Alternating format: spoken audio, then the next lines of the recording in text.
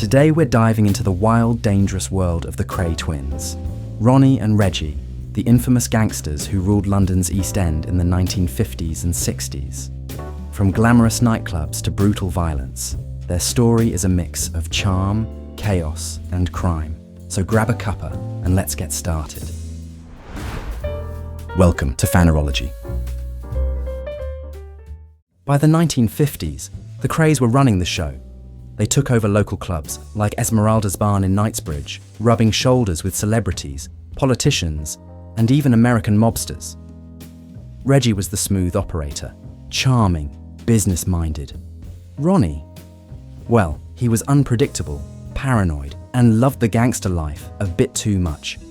Their gang, the Firm, controlled the East End through fear. Protection rackets, armed robberies, and arson were their bread and butter.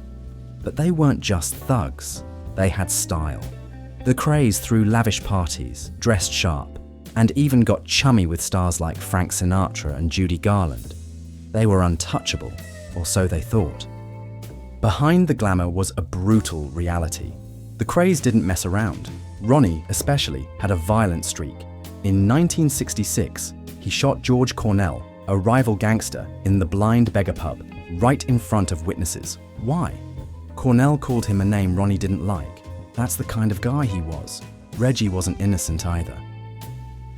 In 1967, he stabbed Jack the Hat McVitie to death over a botched deal. These murders weren't just crimes. They were bold, reckless moves that put the Krays in the spotlight, and not the good kind. The law was closing in. Detective Leonard Nipper Reed was on a mission to take the Krays down. By 1968, he had enough evidence, witnesses, informants, and sheer determination. In a dramatic raid, the twins were arrested, along with most of the Firm. Their 1969 trial was a media circus. Witnesses, once too scared to talk, spilled everything. Ronnie and Reggie were convicted of murder and sentenced to life in prison. The Kray empire crumbled overnight.